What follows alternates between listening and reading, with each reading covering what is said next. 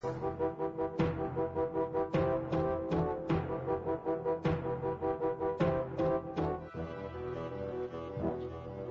Middle Ages began when the Western Roman Empire fell in the 5th century.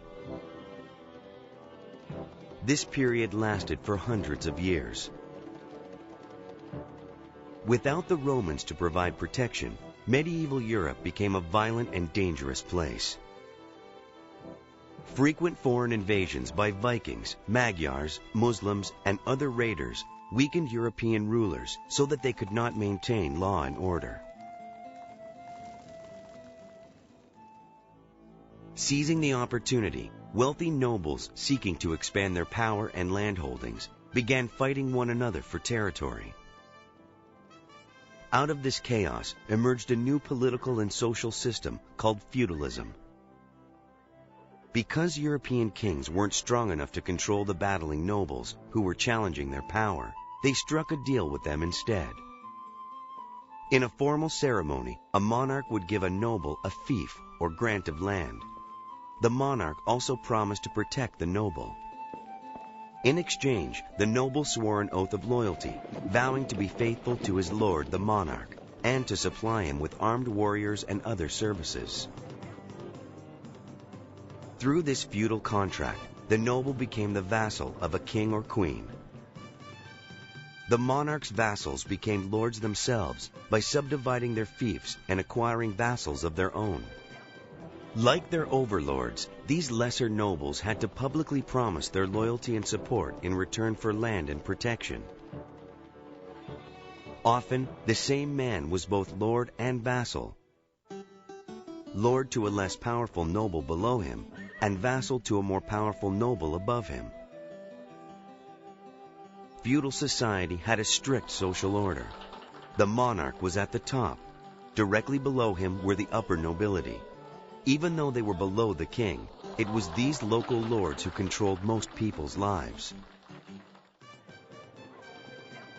The social hierarchy continued down through the rest of society. Just under the nobility were the knights, mounted warriors who did battle for their lords. Nobles also sometimes hired men-at-arms, soldiers who had the same equipment as knights, but not their social standing. The peasants were at the bottom of the social order. They were generally poor, uneducated laborers who lived and worked on the land owned by the nobles. The peasants were the economic backbone of society, growing the crops and producing the other goods that everyone needed. The peasants were considered part of the land they lived on.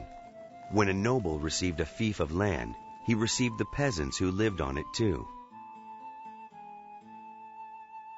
Peasants couldn't leave the land without the lord's permission, and they had to obey the lord's laws.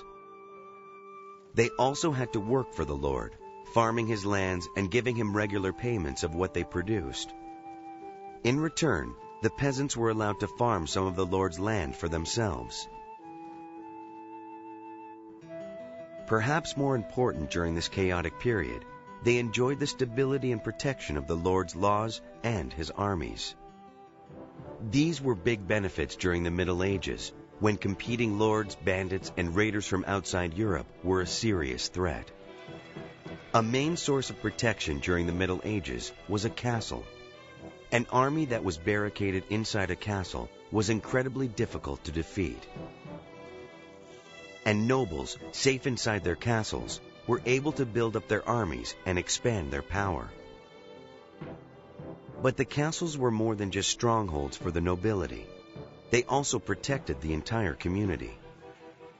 During times of trouble, the local peasants gathered for safety inside the castle walls and often helped to defend the castle.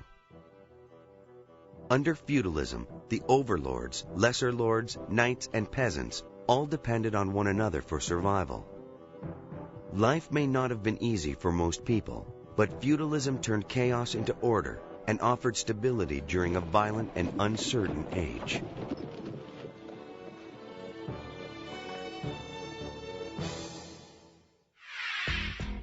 Did you know? The word feudalism comes from the Latin word for fief, which is related to the Germanic word for cow. When nobles received fiefs from the king, the peasants as well as livestock on the land were included in the deal.